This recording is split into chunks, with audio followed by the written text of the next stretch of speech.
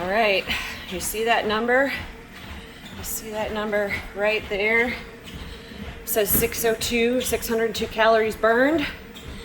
This is why you should not trust that number.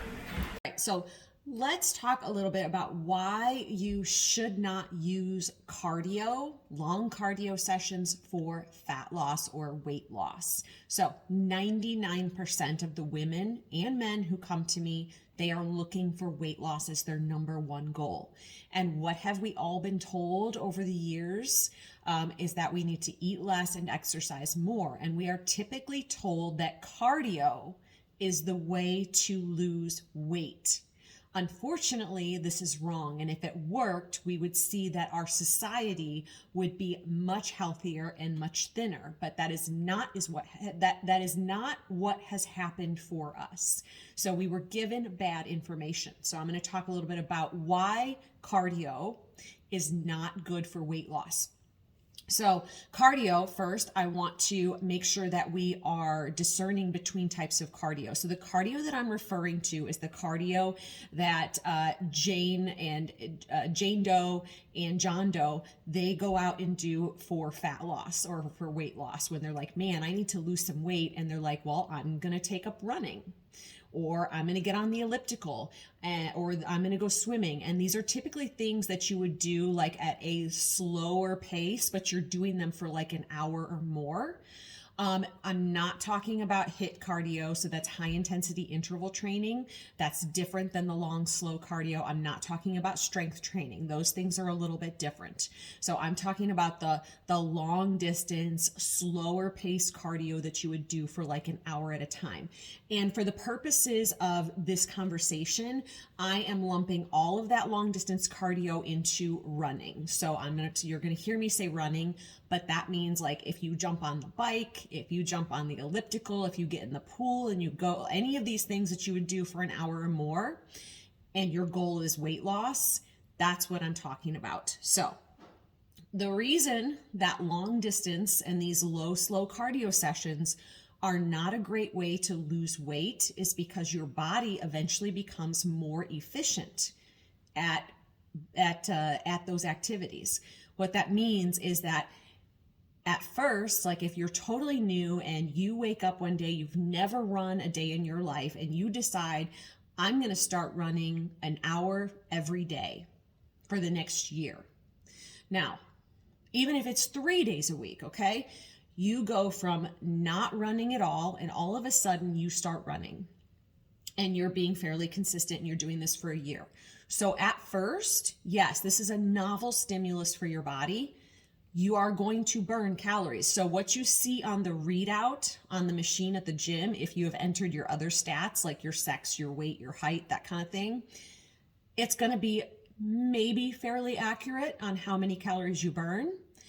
If you're still running the same distance or the same amount of time a year from then, and you've been consistent, that readout is no longer true.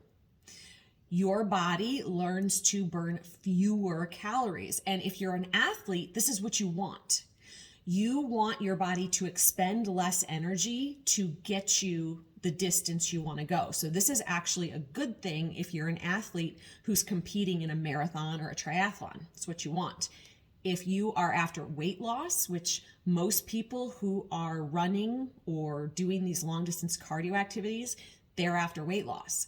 So a year after you start, you are burning fewer calories for the same amount of time, the same effort. You're burning fewer calories. So this is starting to not work. Additionally, a few other things happen when you are doing a lot of long distance cardio. Long distance cardio, if you are not strength training and not eating enough protein, you are eating away your muscle. So your body is going to get rid of the most expensive tissue. So that's not necessarily, your body fat doesn't burn a lot of calories. So if all of a sudden you're doing all this running, your body's like, oh my gosh, we're starting to have this energy imbalance. What are we going to do? So what your body does is it will preferentially get rid of your muscle instead of your body fat. Now you will lose some fat, especially when you add that novel stimulus if you haven't done a lot of training. But eventually your body is going to start getting rid of any tissue that's more expensive. So that's your muscle. Your muscle is your metabolic machinery.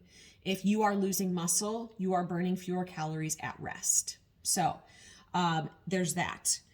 As I said, your metabolic rate when you're exercising will begin to slow down. So your body's just becoming more efficient at exercise. Doing a lot of this long distance cardio does tend to be hard on your joints. So if you're doing a lot of running, if you're doing a lot of biking, it's repetitive motion that's done usually in one plane of motion. So it can cause a lot of wear and tear on your joints.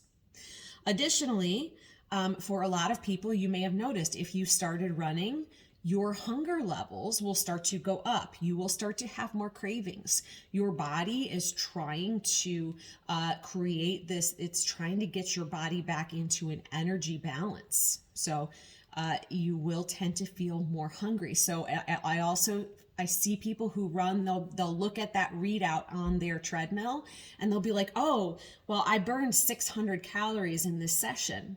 So now I can go eat, a donut or something like that. So there's also that psychological aspect of you think that you did all of this work and you burned all these calories, and it sort of gives you like a free pass to eat things either maybe not as good or eat, whatever you want.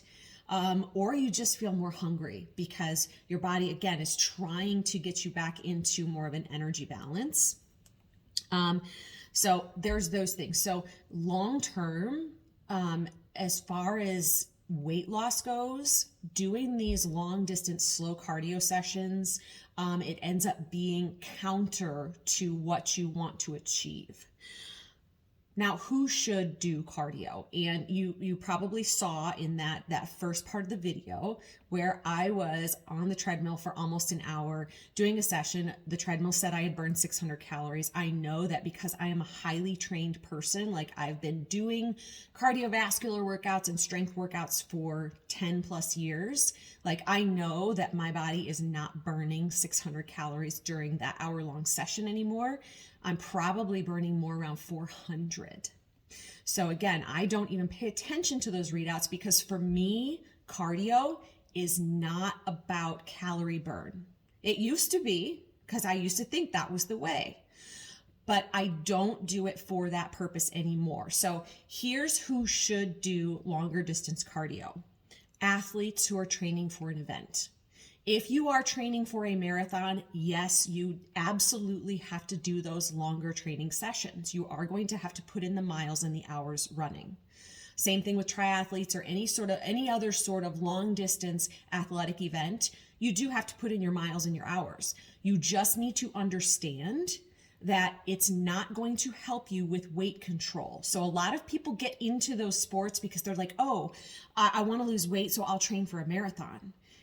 Somewhere down the road, this gets them in trouble. And I see women who are in their 40s and 50s all the time. They're training for marathons and either they cannot lose weight or they are gaining weight.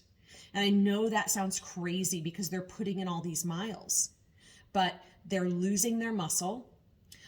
They're hurting, these women are having all kinds of like little injuries and nagging, body issues. And in some cases, they are actually gaining weight because it's so much stress on the body to do all of that cardio. So in the end, you have to understand that if you are training for long distance, you do have to put in the miles. But at some point, if weight loss becomes an issue, or if your weight becomes an issue, the cardio is not helping you. Now, that said, I'm going to give you a counter to that where cardio can help you with fat loss if you use it conservatively. So here's what I do. The reason I was on the treadmill for 60 minutes is because I am in a fat loss phase. So I am still lifting heavy. I am still eating a ton of protein every day.